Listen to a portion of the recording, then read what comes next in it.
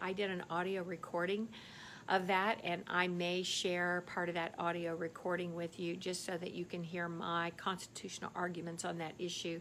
That statute needs to be totally changed. So my goal is to be able to shift what I do and spend more of my time in policy making and lobbying for family. I'm logistically putting some things in order to do that at this point. I've been doing what I do now for like 28 years. I'm cleaning out, I'm purging my office while I'm still working, kind of changing our finances and stuff a little bit so I can have some freedom to make some shift, but still make sure that we're generating an income for our office.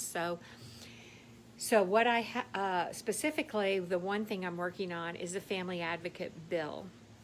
Hey, Michael. Hey, Nancy. So the Family Advocate Bill is for the court to appoint a family advocate for family reunification and family stabilization at the very commencement of a case. Now, the purpose of this is so that the family can be informed from day one how this process works. Most of these families come in, they're shell-shocked, they don't know what's going on. You know, they get appointed an attorney and they think, oh, okay, I have an attorney. The attorney spends no time with them. I belong to some listservs that have juvenile court attorneys on them. I mean, and they're talking about carrying 50 cases at a time. When you carry 50 cases at a time, all you can do is show up for court, even if you can do that. So there's no wonder that people feel like they're not getting sufficient representation.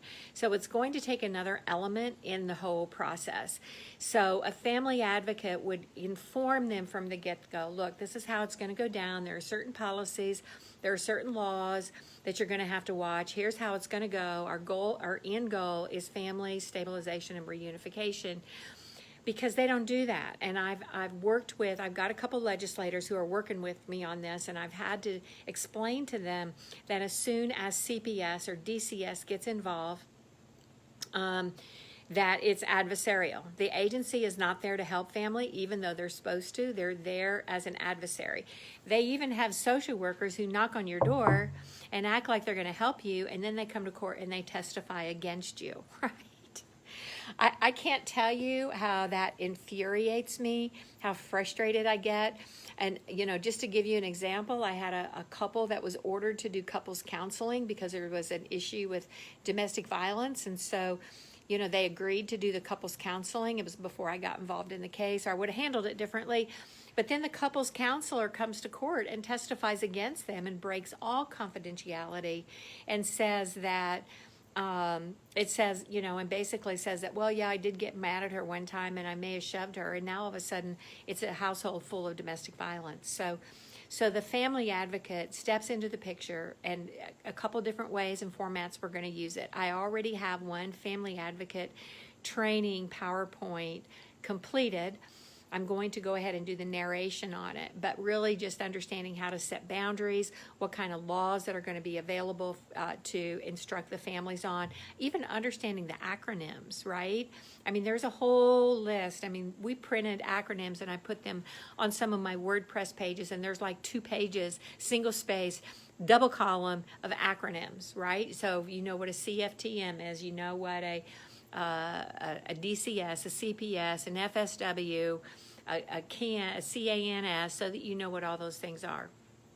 So I think that this will make a huge difference, and I'm going to tell you exactly why. Because I have done so much social media, because I do a lot I have a YouTube. And if y'all haven't gone to my YouTube channel, just subscribe to it. There are about 100 videos on there. Most of them are the videos that are my lives. So yes, Amy, the legal terminology as well. But the YouTube channel has a lot of my lives, and then I post a lot of other things that I just like screenshot that I think are interesting, little clips, 3 or 4 minutes long, that are going on. And if you just like it, there's about 1,500 subscribers there, so that when people go just generally, if they know nothing about the Family Forward Project, if they know nothing about, you know, the CPS network, or, you know, Defeat CPS Now, or Win Your Case, or any of those things, and they just Google like CPS or Child Protective Services, every one of my videos I tag Child Protective Services, so that people can now find me when they get that first knock on the door, or somebody leaves a card there, and then they call me, and I immediately start intervention, and it makes such a huge difference. And just for instance, the other night when I had the client in my office, a police officer showed up, and then he's like, we're going to make a DCS report, and I'm like, okay, would you please tell them in the report that the parents have an attorney, here's my name, here's my phone number. And so that goes right in the DCS report, right? So sure enough, they called me, they got me involved right away, and we were able to untangle it. It took a lot of time. You know, it took us several hours to do, but it would have been better than them yanking a child up, putting them in foster care, putting them someplace where their family didn't know where they were, right? So that's what we're working on generally.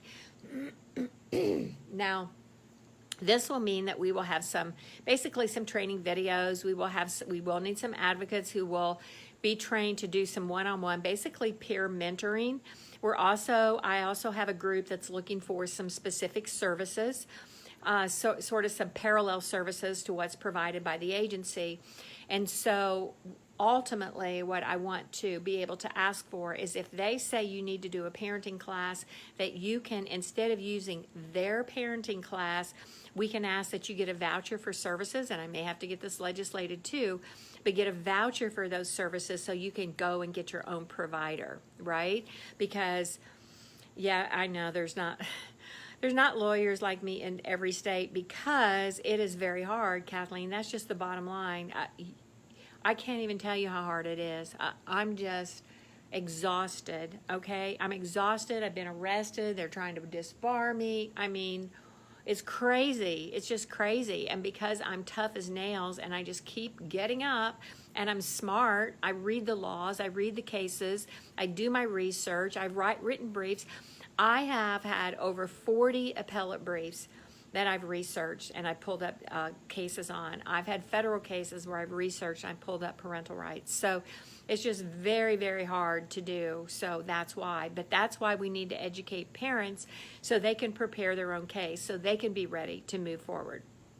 So we will have just some general training videos so that people can get involved right away. They can know what their rights are. They can know how the process works. I mean, that can be a general video, and then we will have some peer mentoring along the way, and just educating parents on how to use questions.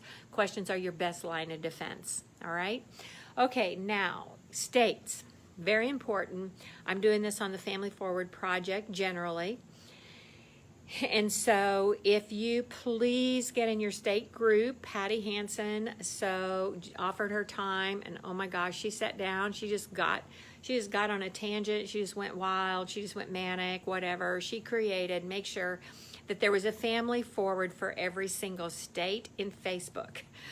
Okay, so please get in your state now, and you may not have in your particular state, they may be like 6 people right now, okay? So I'm going to continue to say over and over and over and over and over and over and over, get in your state, get in your state, get in your state, so that we can direct people as they find me on Facebook, and then they come to Family Forward Project, then we can get them directed into their states. And here's why.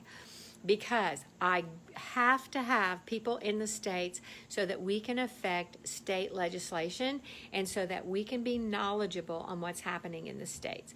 So I've created a state information page. Patty and I are kind of working on this. There is a page that's got a list, and if you're willing to do your state, just go ahead and put that in the comments, and then Patty and I will go back through this.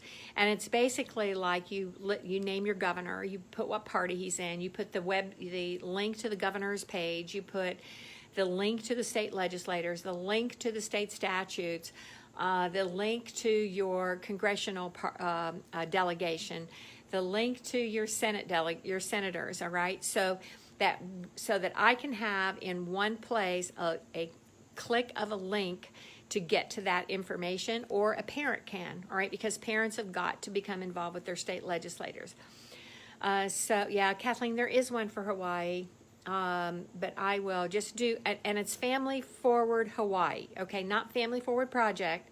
So for your state, just type in like Family Forward Indiana, Family Forward Hawaii, Family Forward Texas.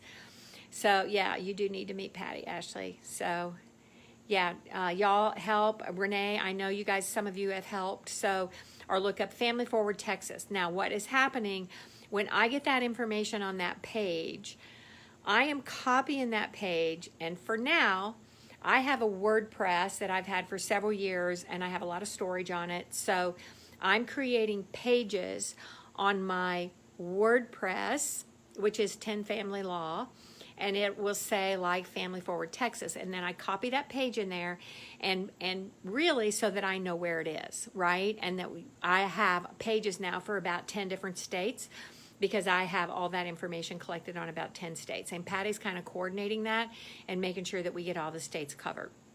So it's really important to do that.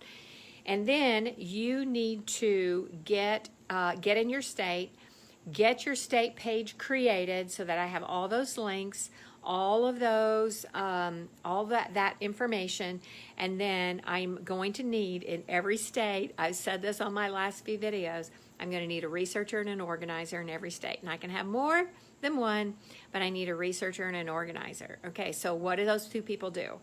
Researcher is somebody who knows, I mean, it's as simple as Google and DuckDuckGo these days. I use DuckDuckGo for some of my more intense searches. But if I say we need to pull up the budget for Arizona for 2006 for their Child Protective Services, you just sit down on Google and you just start searching it, and you find the links and you find the page.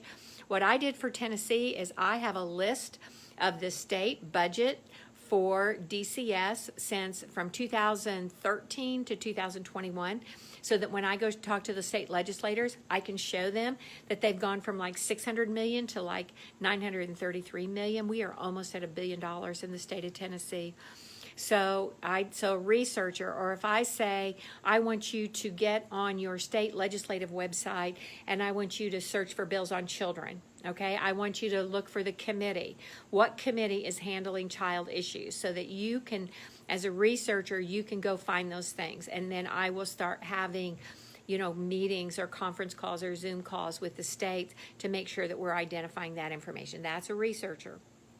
So organizer, a little bit different, but an organizer is somebody who's watching their group, their state group, and inviting people to it, and then making sure that those people within that group connect to each other, make sure those people are telling their stories, make sure that those people are identifying the CPS workers that are involved, so we can start collecting those names and gathering the names of the people who work for CPS in each state and finding out who the good ones are and who the bad ones are.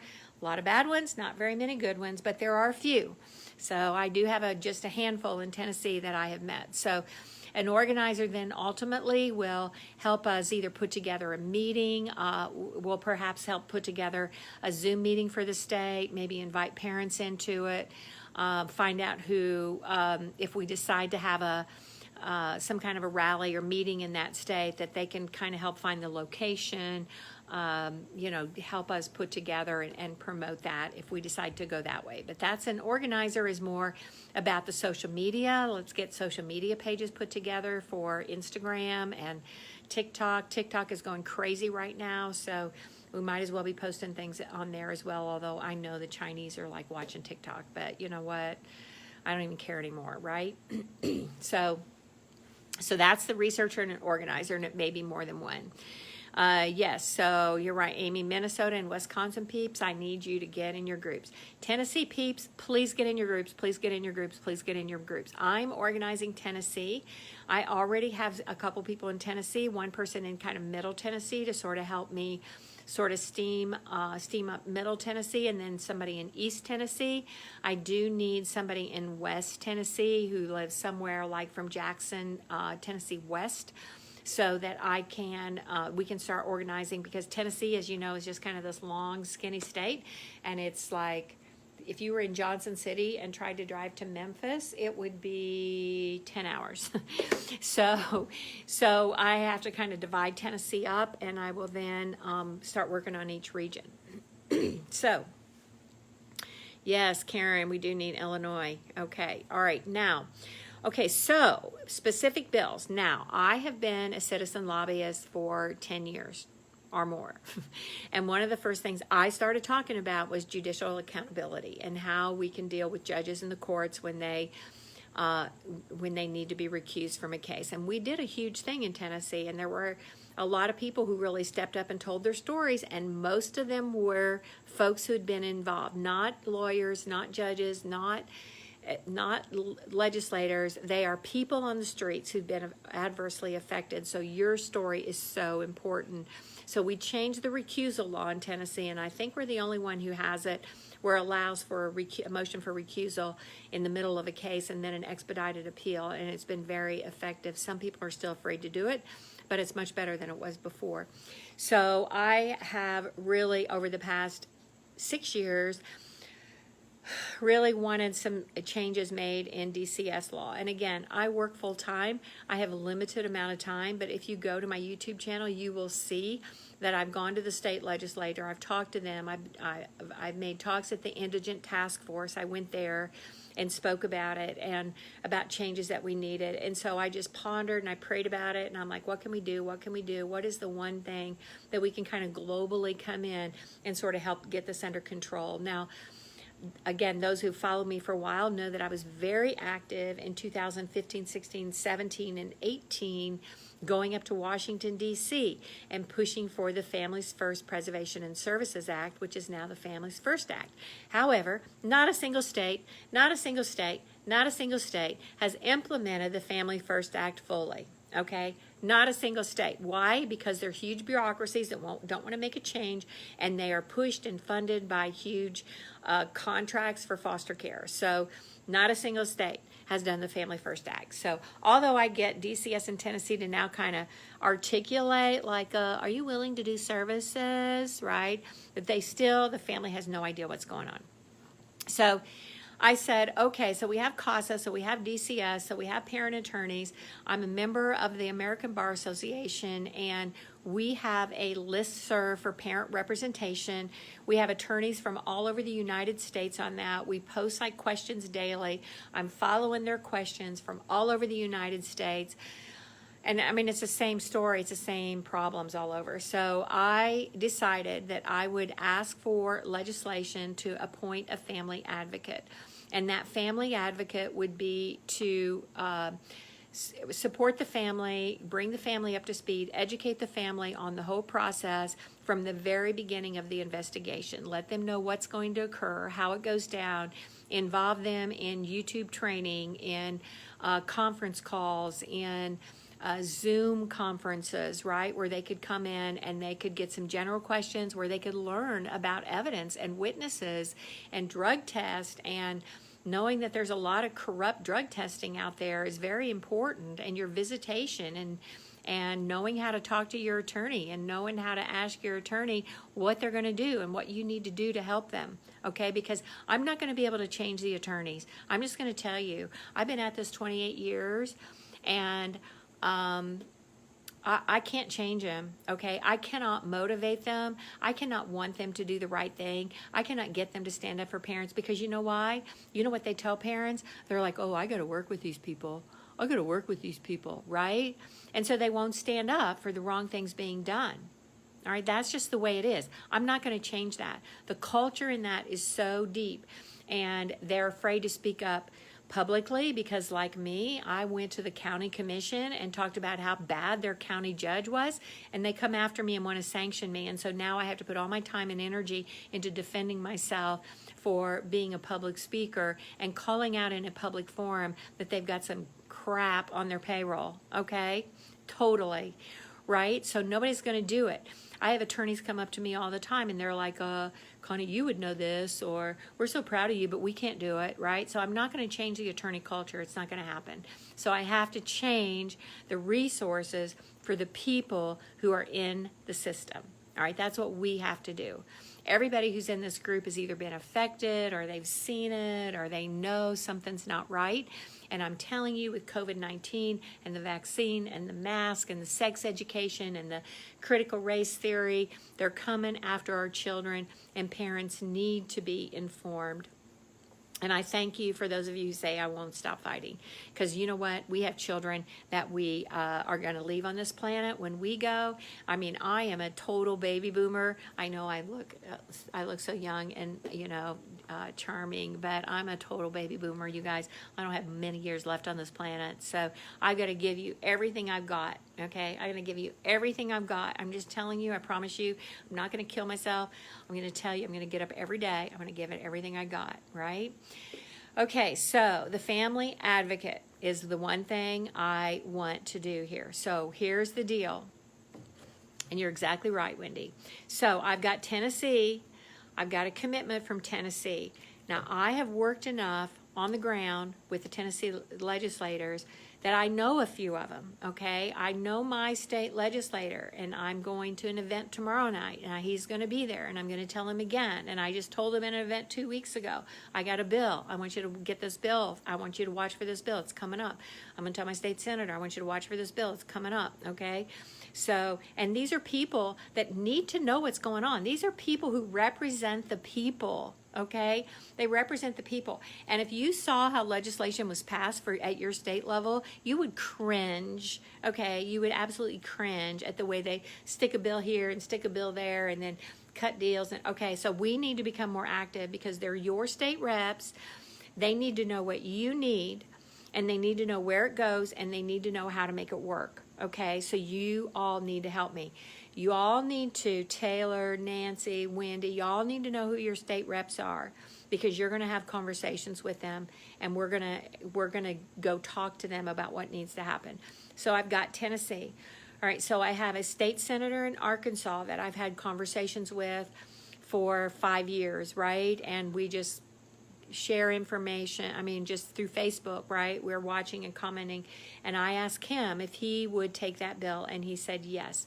I also have on Monday, I have a conference call with a Florida advocate who has set up a call with a state senator that we're going to look for the place to put and talk to them about the family advocate bill. Okay, so that's 3 states, Tennessee, Arkansas, and Florida. All right, now I'm also going to tell you, I know, and I've already talked to some other people today, Kentucky. If you're in Kentucky, please join the Kentucky group. I talked to Kimberly Lay today. They had a meeting with their state legislators. It was a little rough. I wanted to go. I was going to try to go or be there or Zoom in. However, that was the particular day that Tennessee legislators wanted to talk to me. So I had to be in Tennessee because that's my base state. So Kentucky, though, we've got 3 state legislators in Kentucky who know there's a problem. So we're going to go towards Kentucky. So join that group, join the Kentucky group. All right, now also Alabama. So Terry LaPointe, it turned out has just become a great friend of mine. She wrote for medical kidnapping. We've stayed in touch. We've been in D.C. together. We've lobbied together. I've been to Alabama.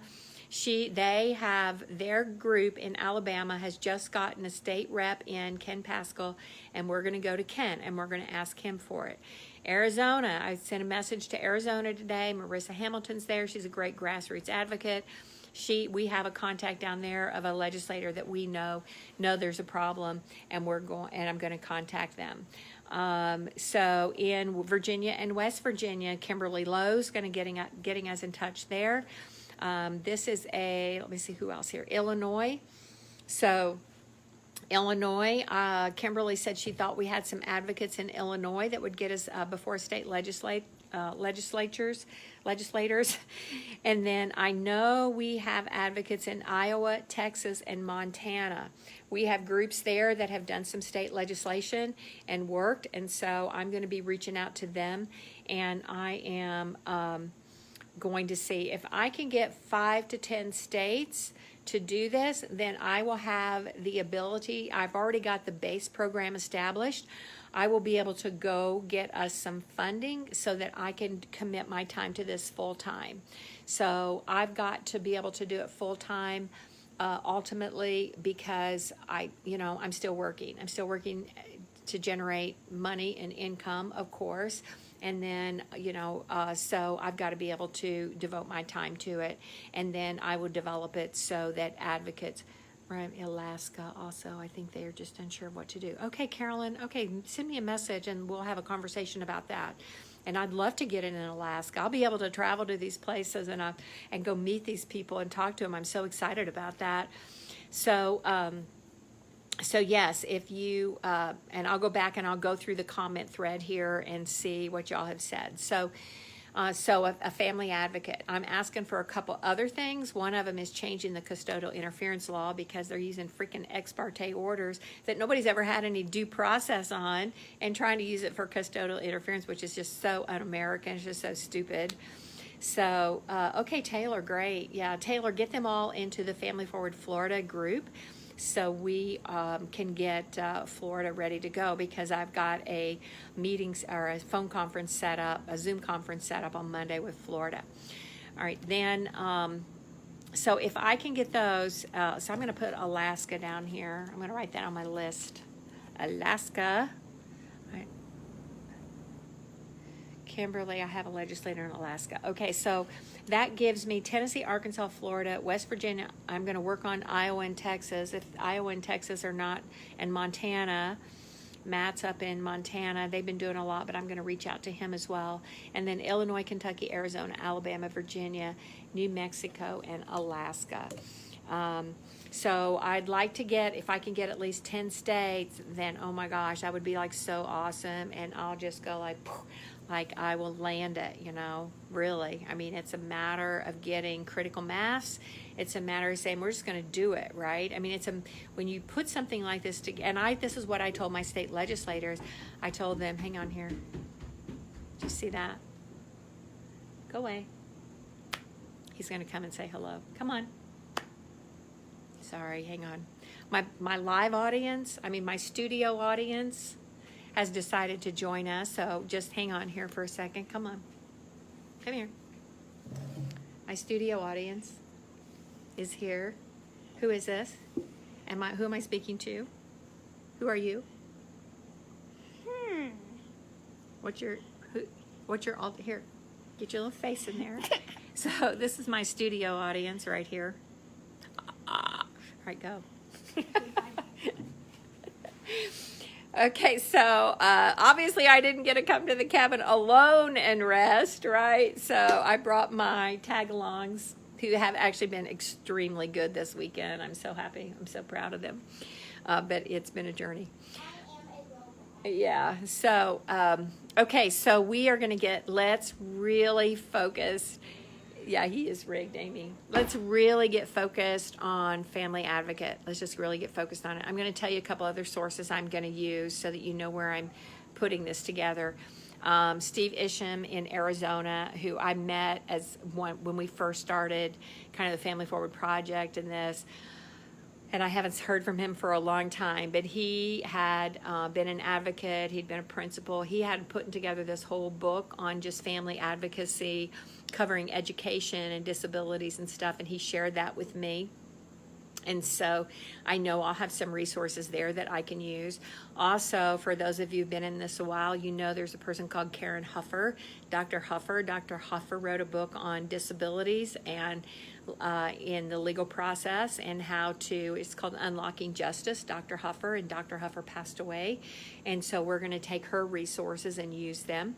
And then I have, just through my years of working this system, I already have contacts with psychologists and therapists and medical professionals, and there will be a whole team behind me. I can guarantee you that. There are people that I can call on to say, help me brainstorm on this. Let's put this kind of a concept together. Help me put together this, this type of a resource. So coming into this, I have 27 years of experience in working feet on the ground, in the trenches, walking in courtrooms. And out of the 95 counties in Tennessee, I've probably been in half of them. And just seeing how they're working. DCS already knows who I am, and they have a real hate relationship with me. There's no love hate there, they just hate me. So but I'm going to continue to move forward, and they don't like me because nobody else does what I do, right? Nobody does this. Nobody holds their feet to the fire. Nobody checks them. Nobody asks questions. Nobody says you're not going to do that, or we're not going to sign that, or we'll agree to this but not that. Nobody else does that, right? So yeah. And yeah, I do have a few Tennessee fans, so, and other fans. Thank you. I love it. It helps me keep me going because I know I'm doing something for somebody. All right, so a couple other things this week. Again, just go to that YouTube channel. Just like those videos, even if you don't watch them all. If you watch the first 30 seconds, it's under Connie Reguli. Just go there because it just gives them a little bit of boost, right? And I've posted the Syesha Mercado baby kidnapping in Florida. I put a call out to her attorney. His voicemail is full. So if anybody in Florida has a contact with Syesha Mercado or her attorney, Derek McBurrows, I would like to talk to them. I would like for her to she's going to get her kid back. We just have to stand beside her the whole way, and she's probably going to need a medical expert. Oh, and I want to tell you, so, and this is real important, this whole thing with this constitutional issue that I just argued, it's all because they don't want expert testimony before the court. They will do whatever. They will fight. They will dig their heels in. They will grind the case to a stop if it looks like you have expert testimony. So we need to develop more and better experts in this. So that is the game plan. Okay, so today there was a huge rally in Texas for vaccine freedom choice. I watched part of that. Del Bigtree was there. I'm a big fan of his. And then there was also, there's a Trump rally tonight. I was going to go. I even had the grandkids convinced to go. That's probably like cruel and inhumane punishment. That's probably like child neglect to take your children to a Trump rally. But it was going to be another 2.5 hours from the cabin, and then we'd have to come back. And I finally decided I needed a rest, and there's a huge crowd there, so I'm sure they won't miss us. But we have much to do. We have much to do.